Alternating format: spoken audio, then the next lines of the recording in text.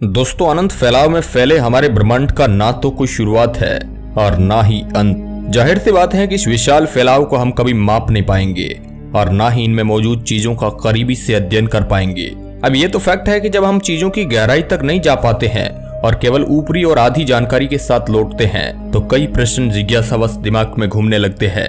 इन प्रश्नों का जवाब न मिलने पर ये और भी ज्यादा रहस्यमयी हो जाते हैं। आज की इस वीडियो रिपोर्ट में हम एक ऐसी अनोखी यात्रा पर चलने वाले हैं जहां पर एलियन की मिस्ट्रीज से लेकर कई ऐसी ब्रह्मांड की तलहटी में मौजूद मिस्ट्रीज को देखेंगे। इस वीडियो में हम कुछ ऐसी मिस्ट्रीज को भी खंगालेंगे जो एलियन की ओर इशारा करती है। तो हेलो दोस्तों, मैं हूं आपका दोस्त सुरेश संचोरी और आप रहस्य टेलीविजन यूट्यूब चैनल देख रहे हैं। Ton 618 black hole.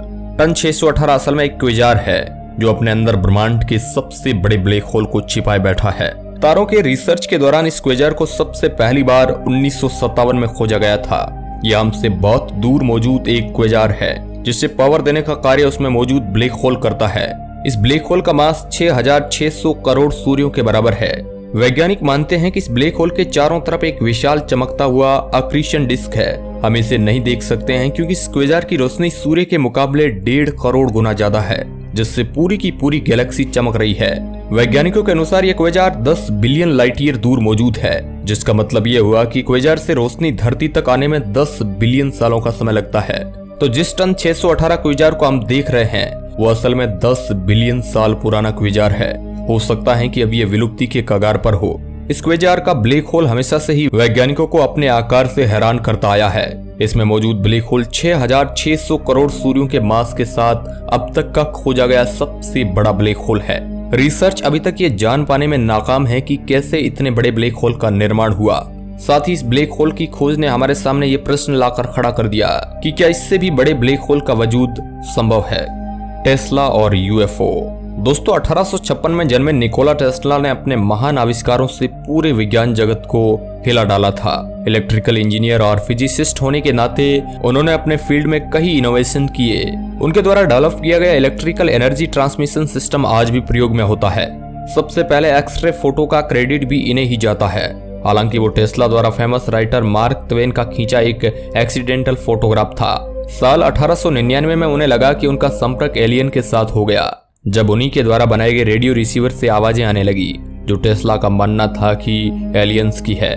जब उनसे पूछा गया कि आने वाली सदी की सबसे बड़ी खोज क्या होगी तो उन्होंने कहा कि ये खोज इसी सदी में हो चुकी है। टेस्ला के इस जवाब को सुनकर सभी हैरान थे। यूएफओ और गॉर्डन कपूर। गॉर्डन कपूर एक अमेरिकी एस्ट्रोनॉट थे जिन्होंने साल 1963 में मरकरी मिशन के आखिरी स्पेस फ्लाइट में हिस्सा लिया था। साल 1970 में नासा छोड़ने के बाद उन्होंने अपनी पूरी जिंदगी यूएफओ जैसी घटनाओं पर रिसर्च करने में गुजार दी। एक इंटरव्यू में उन्होंने बताया कि साल 1951 में जर्मनी प्लेन यात्रा के दौरान उन्होंने लगभग 100 यूएफओज को देखा था।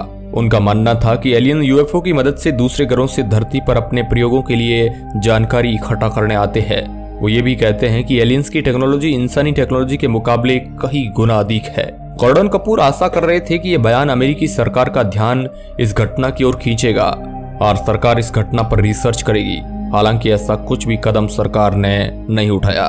साल 2007 में उनकी मृत्यु हुई, लेकिन एलियंस और यूएफओ जैसी चीजों के देखने का दावा करने वाले वे अकेले इंसान नहीं थे। यूएफओ और व्लादिमीर कोवलियोनोक। व्लादिमीर कोवलियोनोक रशियाई कॉस्मोनॉट थे। वे सोवियत मिशन के 6 क्रू मेंबर्स का हिस्सा थे।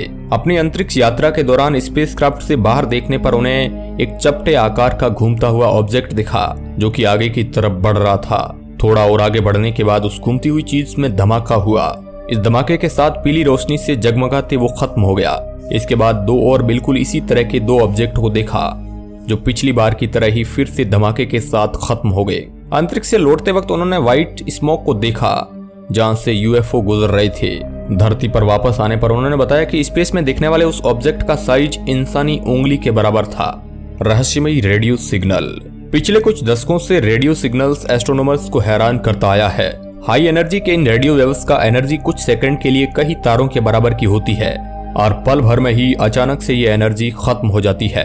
ये सिग्नल्स सुदूर अंतरिक्ष के किसी कोने से आते हैं। यह आज तक एक रहस्य है।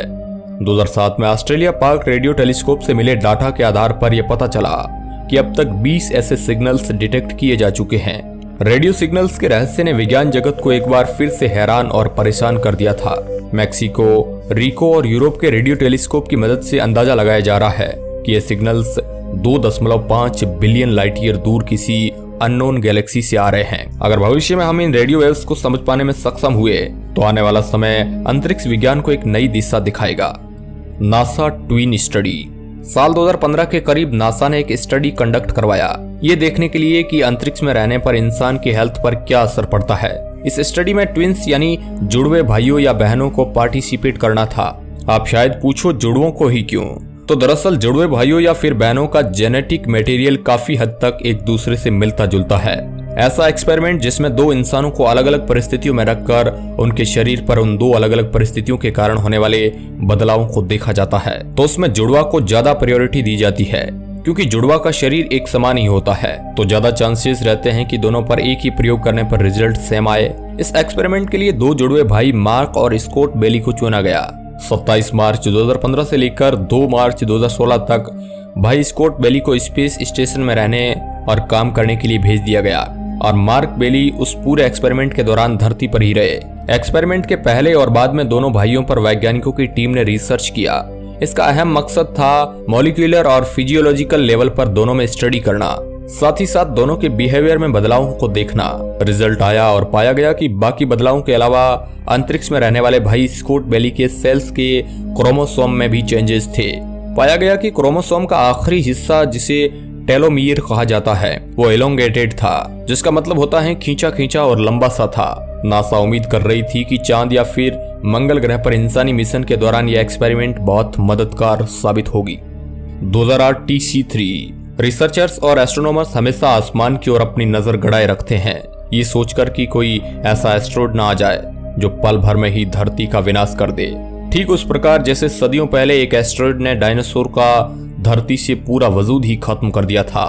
एस्ट्रॉयड 2008 TC3 के केस में उसका धरती से टकराने की भविष्यवाणी पहले ही कर ली गई थी और ये सच भी हुई। साल 2008 में रात के करीब 7 बजे सूडान का आसमान जलते हुए एस्ट्रॉयड के कारण चमक उठा था। जब एस्ट्रॉयड वायुमंडल में घुसा तभी उसके कई टुकड़े हो गए और फिर वो नुबियन रेगिस्तान में जा गिरा। और खास बात तो ये थी कि इसके खोज के 20 घंटे बाद ही ये धरती पर आ गिरा। चिक्सलूप क्रेटर। युकुनतान पेनिनसुला पर मौजूद चिक्सलूप क्रेटर, जिसका डायमीटर 110 मील से भी ज्यादा है, इसका नाम उस इम्पैक्ट एरिया के विलेज के नाम पर रखा गया था। चिक्सलूप एस्ट्रॉयड के बचे खुचे निशान वहां जमीन के अंदर मौजूद पत्थरों और तालाबों के अंदर तक पाए गए हैं। क्रेटर से बने ये निशान कई प्रजातियों की विलुप्त की गवाही देता है। आज से 65 मिलियन साल पहले टाउन के आकार का चिक्सलूप एस्ट्रॉयड ने इसी जगह तबाही मचाई थी। एस्ट्रॉयड के इम्पैक्ट से 100 मिलियन एक्सप्लोसिव जितनी ऊर्जा जनरेट हुई थी। जोरदार भूकंप, शॉक वेव और सुनामी से उस दौर के कई प्रजातियां लुप्त हो चुकी थी। चिक्सलूप क्रेटर तब तक अनजान रहा था जब तक जियोलॉजिस्ट ग्लेन पेनफील्ड ने 1978 में इसकी खोज न की थी। मौजूदा समय में कंप्यूटर सिमुलेशन से इस एस्ट्रॉयड की उत्पत्ति का अंदाजा लगाया जा रहा है।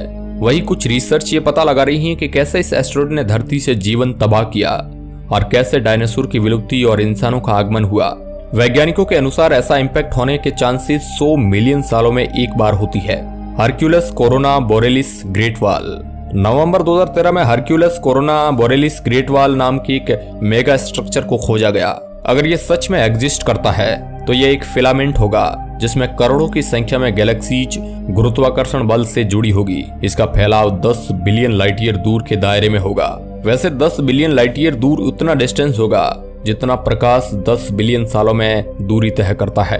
प्रकाश की गति 3 लाख किलोमीटर प्रति सेकंड होती है, तो जरा सोचकर देखिए कि हर सेकंड 3 लाख किलोमीटर चलने पर भी 10 बिलियन साल लग जाएंगे। चांद पर पानी। नासा के वैज्ञानिक चांद पर पानी ढूंढने में कामयाब हुए थे। यूनिवर्सिटीज की एक टीम ने नासा के मून मिनरलोजी मैपर का प्रयोग कर वहां पर पानी होने के सबूत दे चुके हैं और फिर पानी होने का पुख्ता प्रूफ दिया भारत द्वारा साल 2008 में लॉन्च किए गए चंद्रयान ने। चंद्रयान ने न केवल बर्फ की रिफ्लेक्शन को कैप्चर किया बल्कि यह भी मेजर किया कि कैसे बर्फ के इंफ्रारेड लाइट को ऑब्जर्व किया। चांद पर मौजूद बर्फ साउथ और नॉर्थ पोल के सबसे ठंडे और अंधेरे जगह पर कॉन्सेंट्रेट है। नॉर्थ पोल पर बर्फ बिखरे बिखरे से है, वही साउथ पोल बर्फ क्रेटर के अंदर ही कॉन्सेंट्रेट है। चांद के इन कोनों में तापमान कभी भी -155 डिग्री सेल्सियस के आगे नहीं जाता है। पानी की सबूत होना एक बहुत बड़ी बात है। क्योंकि अगर इंसान भविष्य में कॉलोनी या फिर बेसिज बनाकर चांद पर रहने की सोचता है या फिर सौरमंडल के ग्रहों पर मिशन भेजने के लिए चांद को डेवलप करना चाहता है तो ये बेहद मददगार साबित हो सकता है। तो दोस्तों ये थे आज के रहस्य। आज के वीडियो का लाइक टारगेट 20,000 है, तो जरूर इस वीडियो को लाइक करिएगा। वीडियो के अंत तक बने रहने के लिए आपका बहुत बहुत धन्यवाद।